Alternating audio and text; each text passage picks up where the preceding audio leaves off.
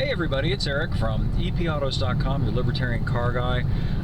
This week I'm driving the 25 Toyota Crown Signia, which is kind of a wagony, crossover-y iteration of the Crown sedan that Toyota brought out in 2022 to replace the Avalon. But that's not chiefly what I wanted to talk about today. I just wanted to show you something here in the main gauge cluster of this Signia. Now let me start by pointing out this this piece of blue painter's tape. It's covering up the so-called Drowsy Driver, distracted driver eye monitor, eye movement monitor.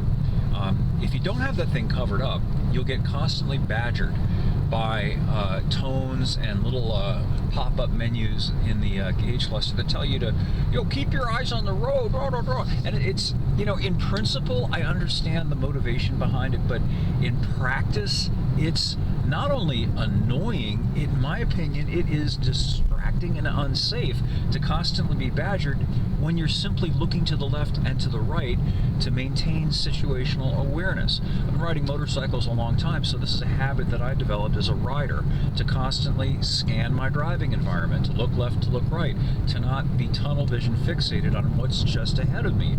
But these systems essentially want you to just constantly stare straight ahead, and if you don't, beep, beep, beep, beep, beep. And after a while, the beep, beep, beep, beep, beep really starts to get annoying, hence the painter's tape.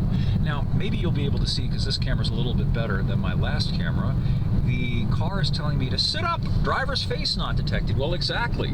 But isn't that cloying? I'm a grown-ass man, as the saying goes, and here I am in a car telling me to sit up because my face is not detected. Now, to be very clear, I'm not picking on Toyota because all the new cars have this now, which is by itself an interesting topic, isn't it? Why is that?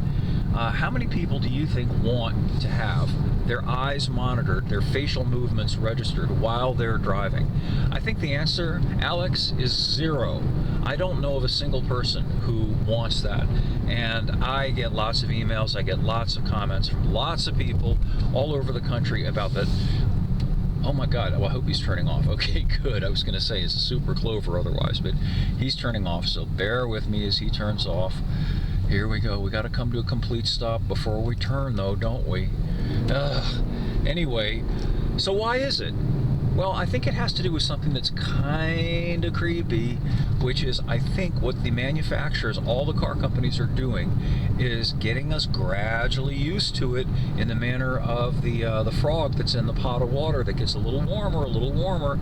They are incrementally adding all of these technologies, that's the way they usually describe them, into the car to piece by piece exert complete control over you. In the manner of a parent controlling a small child. Don't go over there. Don't touch that. And if you do touch that or do go over there, then I think at some point the car is going to not just nag you, but very likely it will punish you. I was driving a 2025 Ram a couple of weeks ago, and Ram truck, a 2500 Ram truck with a Cummins diesel. And if you followed my video on that, you'll know that the thing told me that if I didn't put DEF, diesel exhaust fluid, in it, that it would reduce the speed to a maximum of 5 miles an hour, in effect punishing me for not keeping up with the emissions. And it's the same kind of thing here. If these technologies decide that you're operating your vehicle in a manner that's unsafe, like for example, I look to the left to see what's going on to my left, I look to my right, oh no, I'm not looking straight ahead. Well, then the car will probably at some point in the future just pull over to the side of the road because I'm not safe to drive.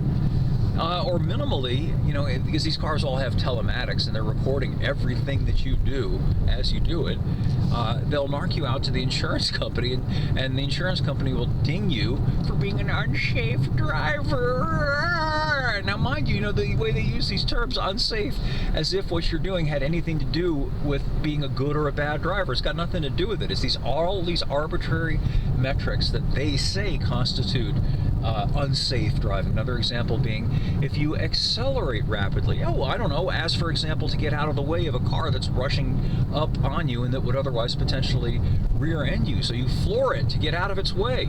Oh, that's an aggressive throttle input. Similarly, you know, you brake hard because, hey, a kid ran on the road or a dog ran on the road. You don't want to hit the kid or the dog. Oh, that's aggressive braking. Same thing if you make an aggressive steering input. Again, swerving to get out of the way of something. These systems aren't nuanced. They're just sort of like these one-size-fits-all parameters that will end up being our digitized prison as we drive down the road. Anyway, more about that over at epautos.com, the web's best libertarian gearhead site. Thanks as always for listening, and we'll have more for you again soon.